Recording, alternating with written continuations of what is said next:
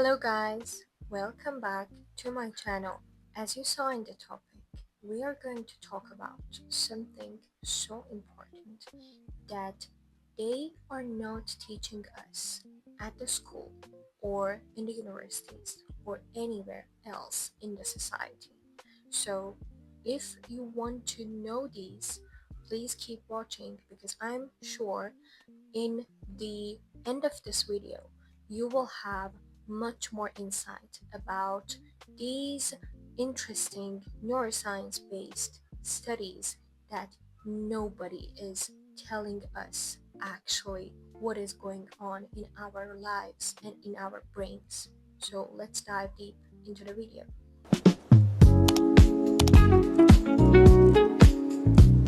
My name is Marella, and you are watching this video because you thought it is worth your time.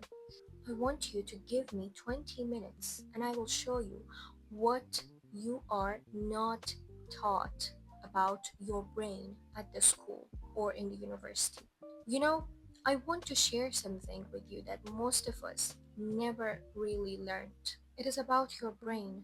It is about the most interesting part of your body and about your thinking style. Not in biology classes, not even in most medical courses. They're not teaching us these. We learn the structure of the brain and they want us to memorize names of regions, neurons, neurotransmitters, but they never teach you how to actually use your brain.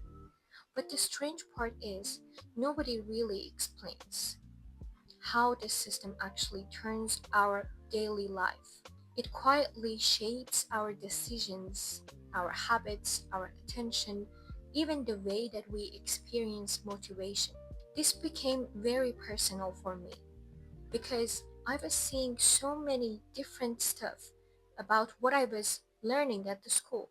I was studying medicine, and over time, I became really interested in neuroscience. But the reason I started looking deeper into the brain wasn't just academic curiosity, it was because I struggled with mental clarity. I was struggling with using the things that I was studying at the school.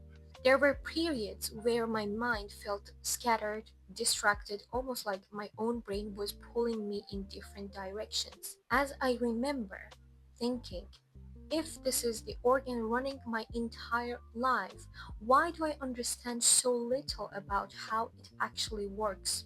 Well, that question pushed me to start studying the brain differently, not just from textbooks, but from the perspective of how it influences everyday behavior. And here are the things that I discovered that changed the way I look at my own mind. The brain is not one single system. So, one of the first things that becomes clear when you study the brain is that it does not operate like a single voice in your head. It can be few more voices. There are different systems working together. Some parts of your brain are responsible for conscious thought, the part of you that is listening right now, analyzing information, making deliberate decisions. But a huge portion of what the brain does happens below that level of awareness. There are networks constantly running in the background, managing habits, emotional reactions, patterns of behavior. These systems evolved long before the part of the brain responsible for reflection and reasoning. Their job is not to philosophize or overthink things. Their job is to keep you alive and conserve energy. So, whenever possible, the brain tries to turn behaviors into automatic routines. Once something becomes automatic, the brain no longer needs to spend energy thinking about it. And this is where habits come from. Did you know that your brain loves efficiency? Yeah, You heard it right. Another thing that's really fascinating about the brain is how much it cares about energy. Even though the brain makes up a small portion of body weight, it uses a huge amount of the body's energy. That's the huge and majority reason of why you crave instant energy or sugar. Because of this, the brain is constantly looking for ways to simplify tasks. Every repeated behavior creates a pathway in the brain. When the same pathway is used over and over again, the connection becomes stronger and easier to activate. This process is called neuroplasticity. It simply means that the brain is always adapting based on what we repeatedly do. Over time, the brain becomes very good at predicting our behavior. If you always check your phone when you're bored, that pathway becomes stronger. But if you do something else, your brain knows that this is something that I need to do when I'm bored. If you focus deeply on reading or studying every day, that pathway strengthens too. It's just the way that you observe. The brain is constantly learning patterns from your actions. So you're actually teaching your brain how to decide. And when the brain goes on autopilot, at some point, many people notice something very interesting about their own behavior. There are some moments where we know exactly what we should be doing, but we don't do that. And something pulls us toward a completely different action. We know that we need to get something done at some moments, but we don't do that.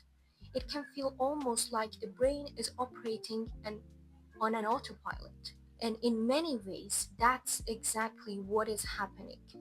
The brain has powerful systems designed to reinforce behaviors that feel rewarding. Whenever something gives us a sense of pleasure, curiosity, or novelty, certain neural circuits becomes active. These circuits release chemicals that strengthen the memory of that experience. The brain then becomes more likely to repeat the same behavior again and again in the future. From an evolutionary perspective, this system helped humans survive. But in modern life, where stimulation is everywhere, those circuits can easily become overactive. Now, let's talk about the role of your own awareness. Where does conscious control fit into all of this? How we can actually change this behavioral neurons? Think of the brain as a powerful machine with many atomic processes running at the same time. Your conscious awareness acts more like a guide than a controller. When awareness is present, the brain can observe what it is doing. It can pause, reflect, and sometimes choose a different direction. But when attention disappears, when the mind is constantly distracted or overwhelmed, those atomic systems take over completely. You don't know what you're doing, but your brain is deciding upon you.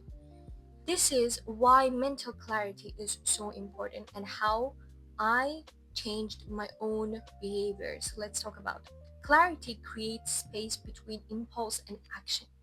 It allows the conscious mind to step back and see the pattern. Once you can see the pattern, you have a chance to change it.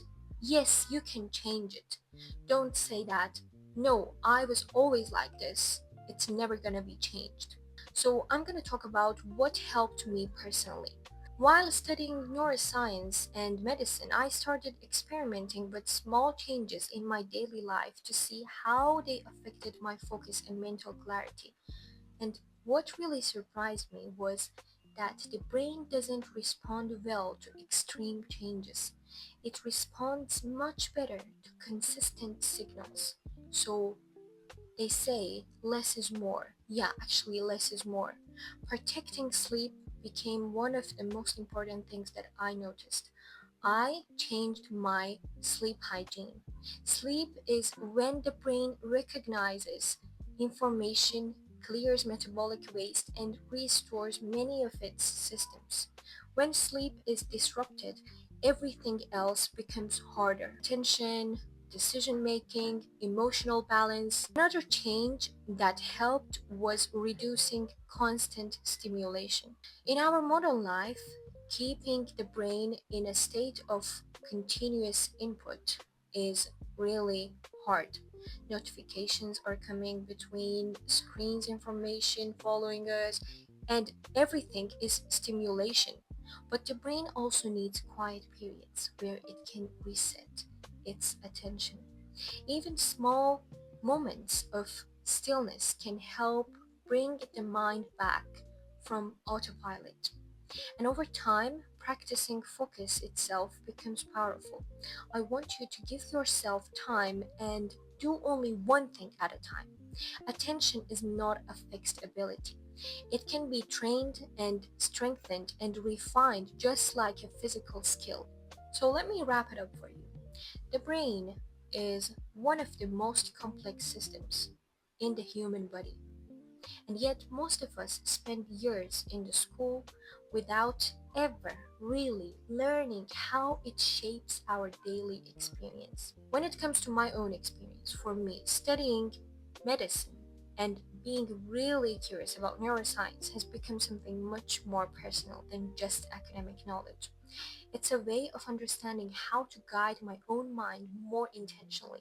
And here, I want to help you too. This channel is really just a place where I document that process and whatever that I have learned through this whole process of my life. What I learned, what works, what doesn't, and how understanding the brain slowly changes the way we interact with our own thoughts and behaviors. Because once you start seeing how the brain operates, something very different happens in your even behavioral system. You stop blaming yourself for every difficulty. You know that there is a reason behind, and you start learning how to work with systems that's been running your whole life along. And I want you to take a deep breath and take notes about what you have learned in this video and let me know what is the biggest struggle that you're facing in your day-to-day life. Let me let me help you to go through that, and it will be okay. Just keep yourself going along the process because every day we are learning something new about our own brain and our own neural system. If this video was helpful and you thought that it was worth your time, please make a comment and let me know what is the biggest struggle that you have faced in your life. Thank you for watching. We'll see you in the next video. Bye bye.